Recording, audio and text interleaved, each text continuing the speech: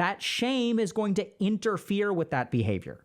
An understanding of that in the present moment. What is the shame dictating in my mind? What is it telling me to do? What is it not telling me to do? As those emotions arise in your mind, that creates resistance to action.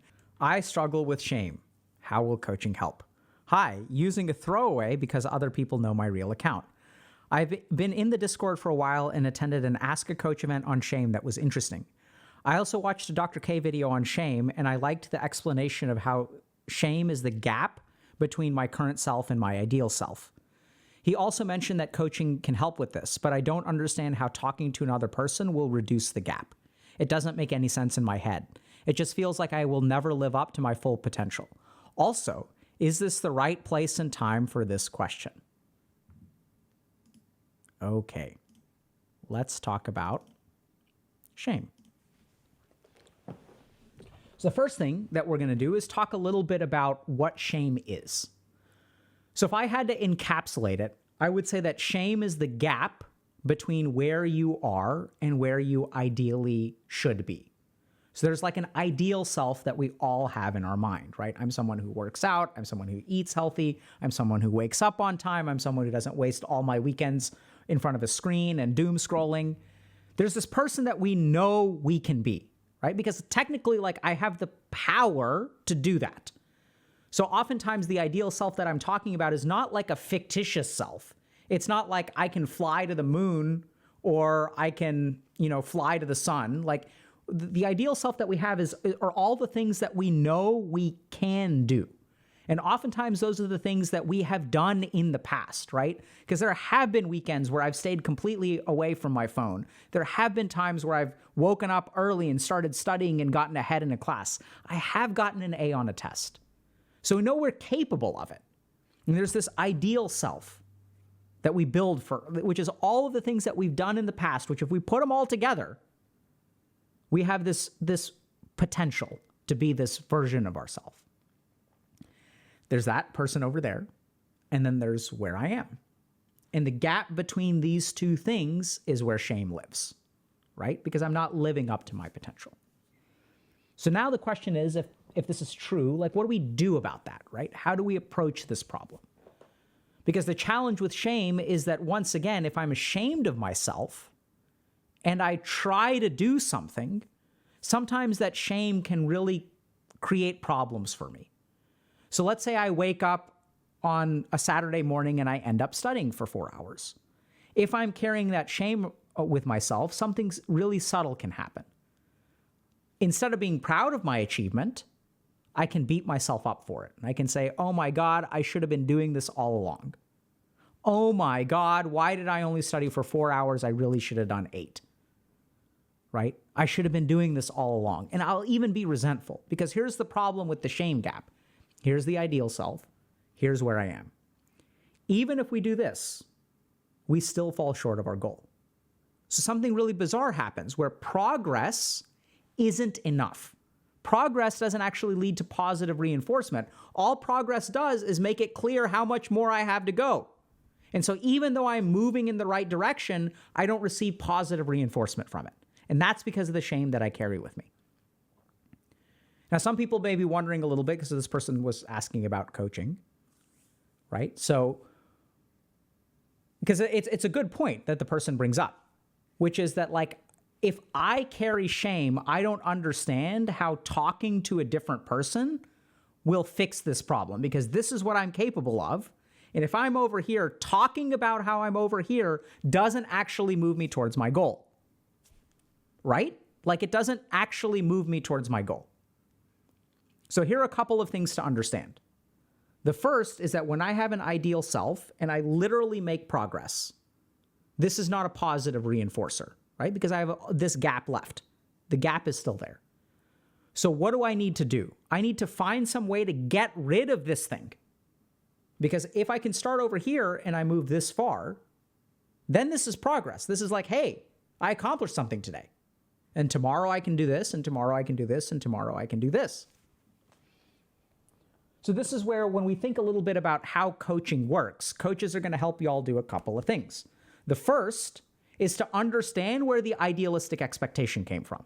Because as long as that idealistic expectation is there, it's going to be so hard to live up to it, right? And that idealistic expectation is built up from all of these different experiences that leave an emotional impact. When I get a B and I could have gotten an A, that hurts, and I feel a little bit ashamed of myself, right? When my older brother or sister, they got a 4.0, but I only got a 3.2. And when my parents compared me to the older child, that makes me feel ashamed. Or even more devastating in that, when I used to get a 4.0, when I was a gifted kid and I was in the honors program and I got a scholarship to go to college because I was in the top 10 in my class, and now I'm struggling.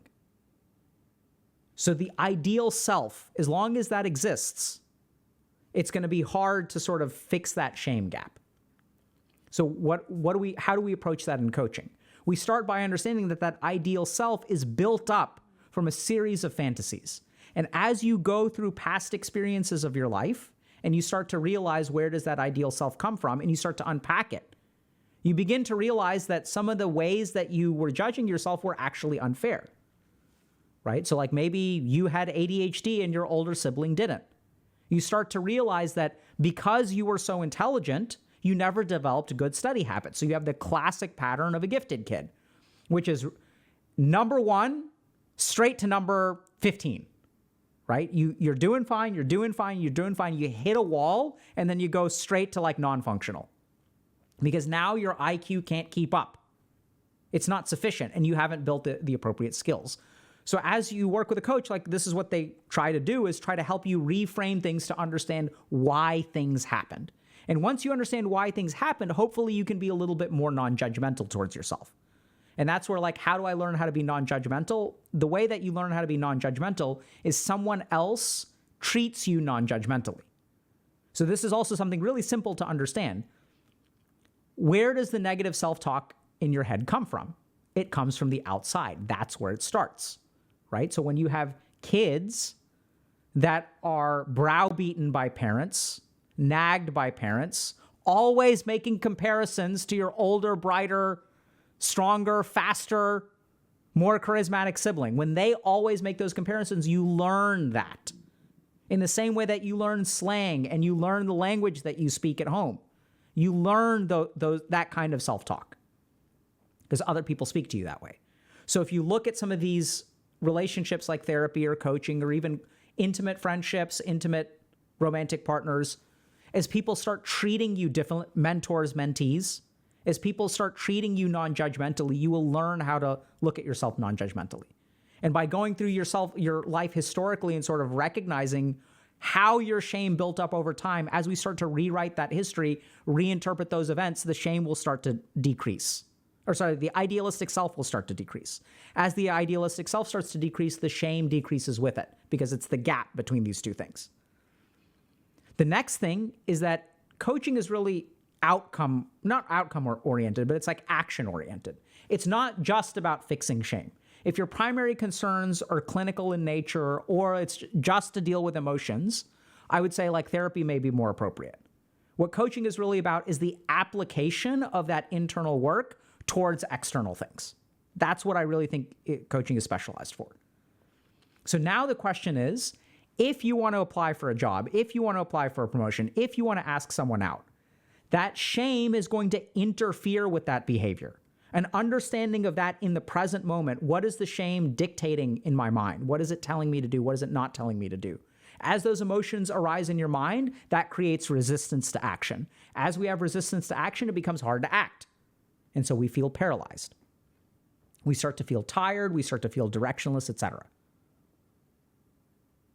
So the key thing about coaching is it also has a very present focus. Okay, what are your goals and what gets in the way? How does shame interfere with it? As we start to understand those things and as we start to emotionally decompress whatever fuels your resistance, then the resistance gets lower and it's actually easier to act. And so you can sort of fix the shame, but then it's also about how the shame interferes in your life. And it's about targeting that particular interaction. And once we can target the shame as it interferes in the other parts of your life, as we reduce that, then hopefully your life starts to move in the right direction. So we have an IRB approved study that's running right now. We presented a study that had 1,300 participants at the American Psychiatric Association in our coaching program. So what we've found now is that people who are in coaching for 4 months or 5 months see a 58% increase in their sense of life purpose. So people come in directionless, 58% increase in life purpose. We see 25 to 35% reductions in depression and anxiety. Now, this is not a clinical intervention, so how could it possibly reduce depression or anxiety? And it turns out that as you start building a life, as you start finding purpose, and you start moving forward in a positive direction, the negative emotions start to improve. So we're not there to treat depression or anxiety. Let me make this very clear. We're there to help you build a life. And as you build a life, the negative emotions start to get better. And that's a statistically significant finding. So how does coaching help with shame? That's how I'd lay it out, right? It's not just about fixing the shame. It's about an application of understanding how shame affects your behaviors, understanding how shame affects your mind. It's about digging into those things and reframing them, trying to understand where this shame came from. It's even about decompressing the emotion in the moment so that you can take the actions that you want to, so that resistance is not too much to deal with. And hopefully that'll help, right? Your mileage may vary, but at this point we feel really confident based on IRB-approved studies and initial outcomes data that these are pretty consistent findings. And that if you really want to put together your life, you have to have a sense of purpose. And once you have that North Star, then other problems become easier to deal with, right? Where there's a will, there's a way. Where there's a goal that you're kind of moving towards on a daily basis, it makes all the other things kind of fall into place and becomes easier to tackle. And that's what we really try to do at HG Coaching. Questions? Oh, a lot of good questions. Okay.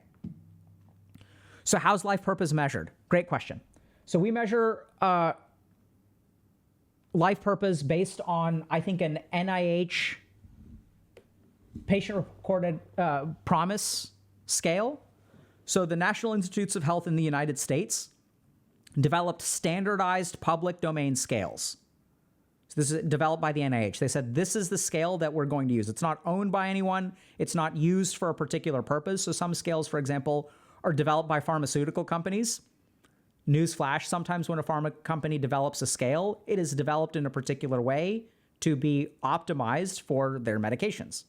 So this is developed by the NIH, and it's kind of like the gold standard, at least in my opinion, of scales because there's no bias in it. So we use standardized outcome reporting measures. How do you estimate the percent of depression reduction? Great question. So that's a subjective report also by a promise scale. So there's like a standardized scale that we can use to measure how depressed someone is. These are scientifically validated. Does longitudinal prove to be more effective? Great question, Topless Orange. Up to a point is what I would say. So some people get a lot of benefit in a short amount of time. Some people get more benefit over longer periods of time. But it does appear that overall, the longer you're with it, the more it helps. There are a couple of other very important caveats to that data. One is that sometimes people accomplish a lot in a short time and then they're done. So we actually don't have long-term data on like a lot of success stories. So the most common reason that people leave coaching is they accomplish their goals. Number one reason to stop coaching. And so, you know, like basically like for some people it takes longer to get there. For some people they get there faster, but it's not necessarily like more is better, if that makes sense. So do I have links to the studies that you talk about during stream? I would love to read them. So if y'all want links, so a lot of the stuff that we, so I have 3 ways to answer that question. The first is not always, but for example, if y'all want to learn about attachment theory, you can get a book on attachment theory. So I recently got, let me see if I can find it.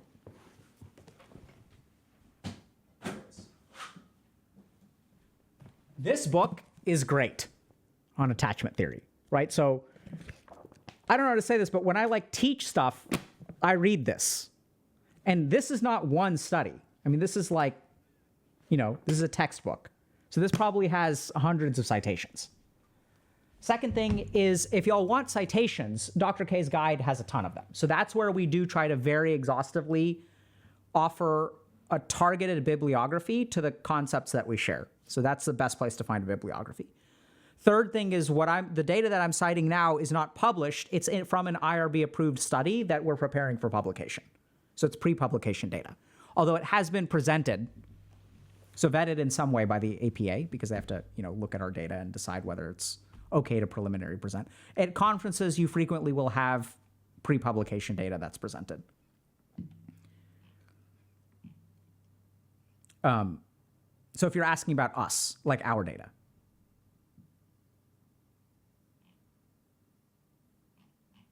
Good question, though. Book name? Handbook of Attachment. It is called the handbook because it barely fits in the hand. Couple of other things, if people are curious. So just other outcomes, 16 weeks of group coaching.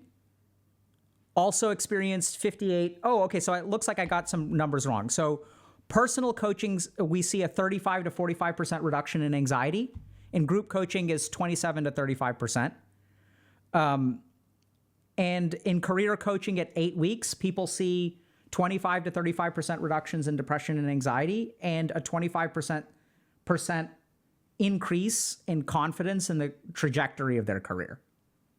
That's at 8 weeks. So for career coaching, we don't have quite as much longitudinal data. It's also been smaller. So we don't have our sample size for our APA presentation was 1,300. We don't have that many people who've gone through career coaching. So we seems like people are 25% more confident in their career trajectory. Jay Naxo, have I made a video about what is purpose? I think so. You can check our YouTube channel, but we talk a lot about purpose in Dr. K's guide. I think especially the depression guide or the meditation guide. So I think that a lot of what may be getting misdiagnosed as depression is actually a lack of purpose in life.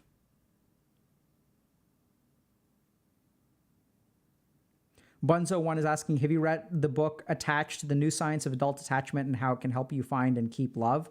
No, I have not. So I've heard good things about the book, but I generally speaking read primary textbooks or papers as opposed to pop science books that are targeted at the lay audience. I'm not saying that the book isn't great, but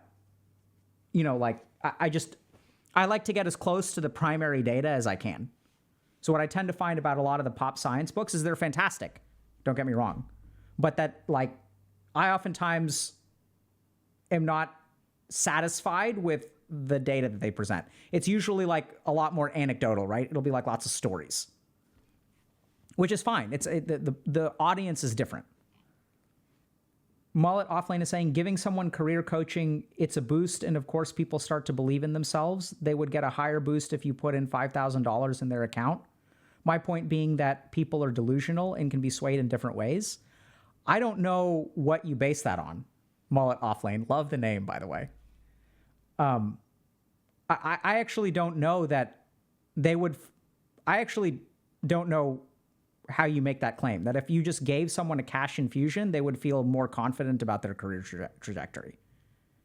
That, in fact, I would actually think that would have very little impact. They may reduce their stress, may provide a sense of financial security, but what we're talking about is career trajectory, confidence in where your career is going that's built up over time. I don't know that a one-time cash infusion would make people feel more confident. It's an interesting point. I'm just really curious what you base that on. Is lack of purpose associated with lack of motivation or excitement? I would absolutely think so. That too is not, I'm trying to think about whether I've actually seen a study that uses a validated measure of motivation, excitement, and a validated measure of purpose, and whether those two things are correlated. I can't think of one. Seems simple, right? That the answer would be yes, but I don't know.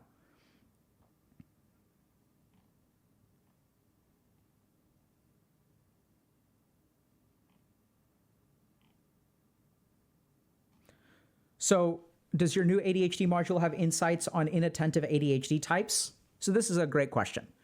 So this may sound kind of weird, but in the ADHD module, we don't focus on the separate subtypes of ADHD, and there's a reason for that. So if you look at the subtypes of ADHD, right, there's inattentive type, there's hyperactive, there's ADD, hyperactivity, there's even hypotheses of an emotionally dysregulated subtype. So my experience working as a clinician with ADHD is even if you get diagnosed with a particular subtype, there's a lot of variance within that subtype. So inattentive may have more of a social element versus like a professional element. So some people will have like a bad inattention in their professional life, but be totally fine in their social life, or vice versa. So instead, what we do is rather than focusing on sort of the DSM subtypes, what we focus on is the neuroscience circuits. So what are all of the ways in which ADHD impacts or ADD impacts your brain? What are the different neuroscientific circuits? How does it affect your emotional regulation? How does it affect your attention? How does it affect executive function, like planning and executing action? And so my experience has been that when you take a more comprehensive neuroscience approach and you understand, okay, what are all the ways in which my brain is like being impacted by this? That's when you can really figure out a tailored strategy to understanding yourself. And as a clinician, that's kind of the approach that I take, if that makes sense. Right? It's not a substitute for clinical treatment by any means, but what it is an insight into how I think about patients, which I think is absolutely like educational, which even patients should think about themselves this way. To your knowledge, can repeated medication inefficacy indicate a misdiagnosis of ADHD? Sure, right? So not commenting on your particular case, but a general principle of medicine is if the treatment doesn't work or 5 treatments don't work, then reconsider the diagnosis. That's like diagnostic logic 101. Thank you, Topless Orange, for answering North Star Warriors questions. So this is important to understand. So when we started streaming, a lot of people wanted to work with Dr. K. And while I'm flattered by that, what I really found was like, I just can't do it, like physically. I don't have enough hours in the day. I would love to work with each and every one of you individually. And I'm not just saying that, I genuinely mean it. Like, I love doing individual work. Love it. It's like one of my favorite things to do. The challenge is that there just isn't enough time, fundamentally. So then the question is like, okay, if I can't get to everyone, so I went to a friend of mine and I said, hey, I'm getting a bunch of referrals. Like, I'm not quite sure what to do about it. And they were joking and they were saying, yeah, well, like, you know, either you increase more hours in the day or you duplicate yourself. That's the only way that you can help these people. They were being facetious and they were saying, you basically can't help them. There's nothing you can do. But I got to thinking and I was like, wait a minute. How special am I? And I actually believe I'm not that special. I think a lot of what I accomplish is not because like there's some special circuit in my brain that other human beings don't have. I think it's just because I was taught certain concepts and like have had certain kinds of training, right? So a couple of years of meditation training, medical school, psychiatry residency, clinical work, and also a lot of stuff that isn't clinical work. So I myself struggled with playing too many games and I hung out with a lot of gamers. And so then the question became, can I actually teach what I do to people? And so then was kind of thinking about, so I did one of the first things that I did is put together a continuing medical education course for the American Psychiatric Association on video game addiction, which you all can sign up for and watch if you want to. I also started teaching stuff at Harvard Medical School. So like started teaching stuff on technology addiction and stuff there. And so was trying to equip clinicians, but like ran into a slight problem, which is that the people like psychiatry residents at HMS don't have like 50 hours to spend learning what I can teach. They've got to learn a bunch of other stuff, right? They have to learn about psychopharm. They have to learn about schizophrenia. They have to learn about TMS and ECT. And I don't think that my knowledge is more valuable than theirs. I don't think it's a good idea to have Dr. K teaching there for 50 hours. It's not appropriate. There's way more important stuff for them to learn. But for our particular population, there are things that I think are applicable. And that's like literally why we started a coaching program. Everything that we do at HG is designed based on the needs of the community, literally. So the question is, can I teach people what I do? Now, are they duplicates of me? Of course not. But I think we can teach them enough. And that's what the data shows. So we started a pilot. We took, I think, like 8 or 10 people from the community, and I shared some concepts, and they started working with some clients, and like we did pilot studies, right? So we started with a pilot study. Didn't charge anything or anything like that. Let's just see if this works. And then since that time, we've gone through 6 or 7 curriculum revisions. As we collect data, as we ask people what worked for you, what didn't work for you, we get better globally. And then we disseminate that out and we modify our curriculum. And I think part of the reason that we get the outcomes that we get is because we really incorporate data, analytics, and feedback into curriculum advancements. So like in a weird way, I mean, all of our coaches are fantastic, but like the ones that are trained later, I think have a more refined curriculum, which the older coaches have access to as well, but so they can rewatch stuff. And so, but basically a lot of the refinements come from actually the older coaches. When the older coaches will say, hey, I've seen like 15 people who struggle with this, like, let's talk about it. And then we figure things out. So we try to stay adaptive and responsive to the community. Do you do follow-ups to track the long-term effects of coaching, Simeon? Great question. Not yet is the answer. At least not that I'm aware of.